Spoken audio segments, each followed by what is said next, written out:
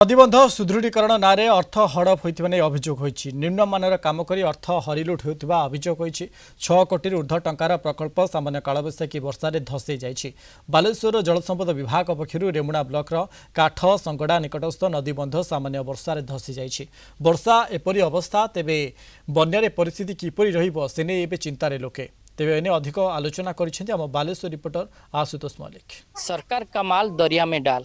कोटी कोटी टंका जल संपद विभाग पक्षर विनियोग होउछि किंतु ताहा साधारण जनता स्वार्थ साधन हो पाउनी किभଳି भाबे बेआईन भाव कार्य कराई ताकू नहीं लोकों भितर तिक्तता देखा मिली। ये हूँ बालेश्वर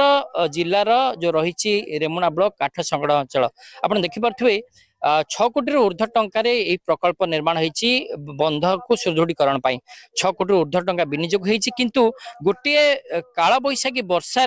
वर्तमान किभଳି भाबे हाल रही संपूर्ण भाव जो बंध रही धसी जाइए। जदि काल बैशाखी वर्षा द्वारा एभली परिस्थिति देखा मिली तेबे बन्या समय कौन रहिबो स्थानीय अंचल हमर आउथर नुआ करा जाऊ नुआ न कराला हमरे 3 खंड गुटे पंचायत भासी जीवो एठी बारंबार कहबा सत्वे भी माने करूना निम्नमान काम पूरा निम्नमान काम बारंबार जेउ छात्र हम काम बंद दितर आज मु काम बंद करची एडी एडी पत्थर वाला देखि पळियो नेला काम हो ना गुटे से हल्का वर्षा रे धोई गला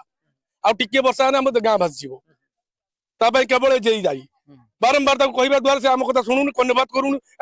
पदा खुली के बुद्धला एठी एससी सार मध्य कहउतले एठी आउ किछि पैसा देकी एक्सटेंशन करिवार थिला प्रोजेक्ट ताहा हमें किंतु संपूर्ण भाव रे जानि नाहु किंतु हमें ताको आगामी दिन रे आर्किटेक्ट मागिबु आउ ता ऊपर देखिबु जे कोन एठी केते टंगार काम होइछि किंतु वर्तमान सुधा फल करे हमर मेंशन होइछि 6 कोटी समथिंग मेंशन होइछि ए भलिया काम जाहे कि हमें देखिने एते कमजोरिया काम करिवाटा किंतु ये जेई की बारंबार कंप्लेन कराई सी कहला तो काम सरू तुम जहाँ कह एटा प्रशासन दायी एटा प्रशासन दायी सी जदि गवर्नमेंट प्रशासन जदि तागीदार रही था कॉन्ट्रैक्टर ठीक काम करके जाता वास्तव तो वर्तमान नदी की पथर पड़े गला जो काम करके बारंबार कहले से बड़ पथर आनी से बड़ पथर को भांगी किले किले अंजातर करके बसई देगले ये नदीर जो प्रबल पानी आसो पथर चली गोटे वर्षार पथर पड़े गला नदीर जा पड़े ये रास्ता ना नदी कड़ ना गाँ रमें से कम्प्लेन कर डबल पुनर्बार आसिक इनक्वारी करके कामटा भल करूँ काल बैशाखी जदि पत्थर भासी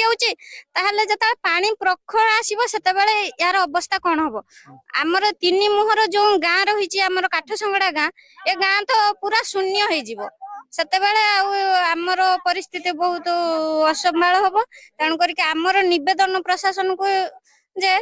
बन्या पूर्व यार किछि ना किछि निराकरण करन प्रतिकार पई सरकार पक्षरु 6 कोटी रु ऊर्ध्व टंका अनुदान आसिला बंधर सुदृढ़ीकरण पई किंतु जदि बा काल बैशाखी वर्षा रे एभली परिस्थिति उपजी तेबे आगामी दिन रे जते बेले बन्या आसीबो ताहाले लोकन को अवस्था कोन हबो ताकु नै लोक माने चिंता रे किंतु प्रशासन या प्रति दृष्टि देबाकू लोक माने दाबी करछंती। बालेश्वर आशुतोष मल्लिक, कलिंग टीवी।